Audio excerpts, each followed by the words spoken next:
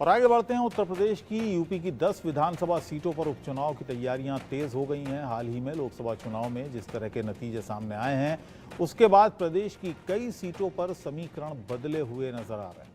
Samajwadi party और कांग्रेस का गठबंधन पहले के मुकाबले कई सीटों पर मजबूत हुआ है। वहीं 2022 से कई सीटों पर बीजेपी कमजोर हुई है।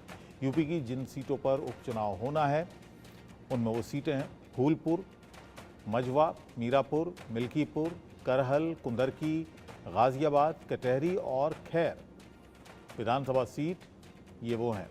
इसके अलावा रायबरेली की ऊंचाहार सीट भी सुर्खियों में है। इस सीट से विधायक मनोज पांडे अब बीजेपी में शामिल हो चुके हैं। उन्होंने भी इस्तीफा दे दिया है, लेकिन इस सीट को अभी तक खाली घोषित नहीं किया गया है।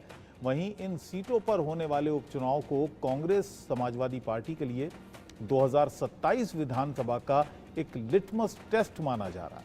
हालांकि लोकसभा चुनाव में कांग्रेस समाजवादी पार्टी को मिलकर चुनाव लड़ने में कामयाबी हासिल हुई है। वहीं यूपी उपचुनाव बीजेपी के लिए भी किसी बड़ी चुनौती से कम नहीं।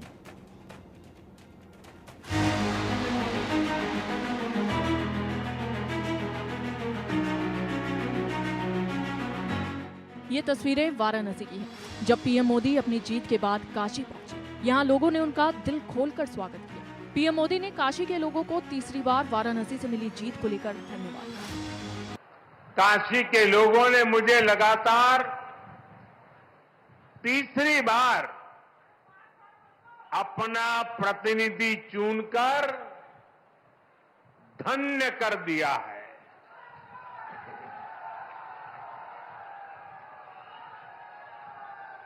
अब तो मां गंगा ने भी जैसे मुझे गोद ले लिया है, मैं यहीं का हो गया हूं। वाराणसी में पीएम मोदी का जादू लोगों के सर चढ़कर बोल रहा है। लोगों को तरक्की की राह मिल रही है और ये वही वाराणसी भी है जिसे लेकर राहुल गांधी ने बड़ा दावा किया और फिर बहन भाई ने यूपी का रोड मैप समझा। रायबरेली के साथ तो मेरा बहुत ही पुराना रिश्ता भी है और 20 सालों से मैंने काम किया है दोनों रायबरेली और अमेठी में। तो वो रिश्ता तो कहीं मतलब किसी भी तरह से टूट नहीं सकता। उसको कायम रखने के लिए हम दोनों हैं और भैया की मैं मदद रायबरेली में भी करूंगी और जैसे इन्होंने कहा हम दोनों रायबरेली में भी हम दोनों मौजूद होंगे और वायनाड में। राहुल गांधी ने यूपी को लेकर अपना एजेंडा साफ कर दिया है कि अब अगले 5 साल वो यूपी में ही रहेंगे, यूपी के लोगों के लिए काम करें और यूपी के समीकरण साफ। राहुल के रायबरेली सीट के चुनने के साथ ये भी तय हो गया है कि अब राहुल गांधी का फोकस यूपी पर रहेगा, जिसके साथ ही राहुल गांधी ने बीजेपी के फायर ब्रांच कैंपेनर और सूबे के मुखिया योगी आदित्यनाथ और देश के पीएम नरेंद्र मोदी को यूपी में खुला चैलेंज कर दिया है। प्रियंका वायनाड से चुनाव लड़ेगी, मगर मैं भी पीरियोडिकली वायनाड जाऊंगा और जो वायदे हमने वायनाड को किए थे उनको हम पूरा करेंगे। रायबरेली का पुराना रिश्ता है, काफ़ी खुशी हो रही है कि मैं उनको फिर से रिप्रेजेंट करूंगा। दरअसल राहुल गांधी में जबरदस्त उत्साह है क्योंकि उत्तर प्रदेश में 15 साल बाद बड़ी जीत मिली है। 2024 में 2 और 2019 में 1 सीट पर सिमट जाने वाली कांग्रेस इस बार 6 लोकसभा सीटें जीतने में कामयाब रही। यूपी के नतीजों के बाद राहुल गांधी का पूरा भरोसा है कि दिल्ली का रास्ता तो यूपी से होकर ही गुजरेगा। अब सवाल ये है कि यूपी को लेकर राहुल के दिमाग में क्या चल रहा है, इसलिए समझिए राहुल का प्लान उत्तर प्रदेश में कांग्रेस के संगठन को दोबारा खड़ा करना। रायबरेली छोड़ते तो पारंपरिक सीट से रिश्ता टूट जाता। यूपी के सहारे हिंदी पट्टी में कांग्रेस की खोई जमीन पर उत्तर प्रदेश की सत्ता से बीजेपी को उखाड़ दिया।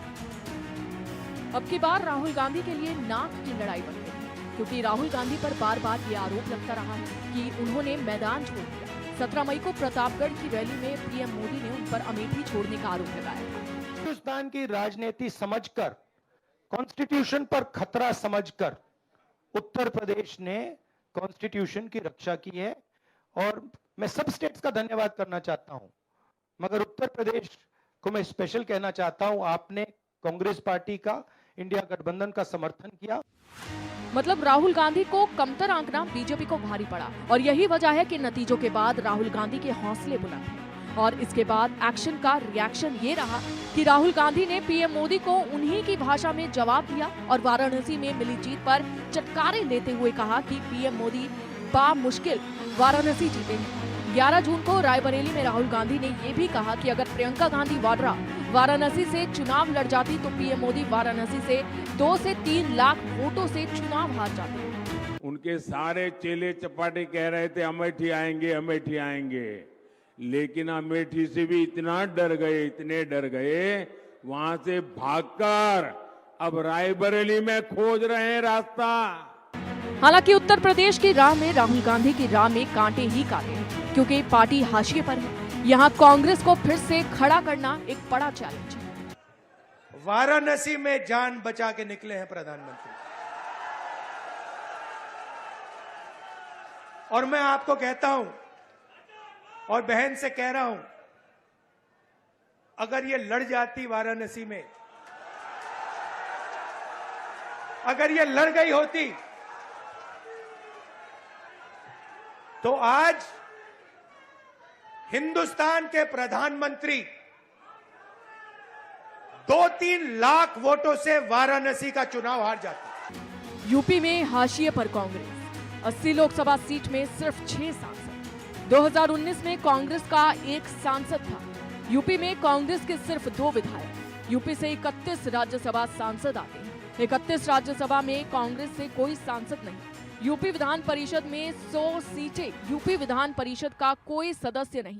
35 साल से लगातार सरकार से बाहर, यहाँ तक कि पार्टी का कैडर भी करीब करीब खत्म। उस उत्तर प्रदेश के जनादेश का सम्मान भी आपने कर दिया, जिसने 80 में 43 सीटें इंडिया गठबंधन को दी थी। आपने उत्तर प्रदेश के इन भावनाओं को भी बनाए रखा, उसका मान दिया, सम्मान दिया। धन्यवाद प्रियंका जी, आप तो वायनाड से 5 लाख वोट से जीत कर आएंगी, ये दीवार पर लिखी हुई इबारत है। अब भले ही यूपी से कांग्रेस की उम्मीदें जुड़ गई, लेकिन खोई हुई जमीन वापस करना आसान नहीं। भले ही 2024 में कांग्रेस सपा की जोड़ी सुपरहिट हुई, लेकिन इस दमदार जोड़ी का कड़ा और बड़ा इम्तिहान 2024 के उपचुनाव और 2027 के विधानसभा चुनाव में होना है। और चलिए अब आपको ये भी बता दें कि यूपी उपचुनाव के दौरान किस किस सीट पर उपचुनाव होना है। यूपी की जिन सीटों पर उपचुनाव होना है: फूलपुर विधानसभा सीट, मझुआ विधानसभा सीट, मीरापुर विधानसभा सीट, मिल्कीपुर विधानसभा सीट, करहल विधानसभा सीट, कुंदरकी विधानसभा सीट, गाजियाबाद विधानसभा सीट, कटेहरी विधानसभा सीट, खैर विधानसभा सीट, ऊंचाहार विधानसभा सीट। यूपी की 10 सीटों पर बीजेपी का सपा और कांग्रेस से सीधा मुकाबला है। वहीं ये उपचुनाव इस बात की अग्नि परीक्षा भी है कि कांग्रेस सपा की जोड़ी 2027 के लिए तैयार है या नहीं। Bureau report, India news.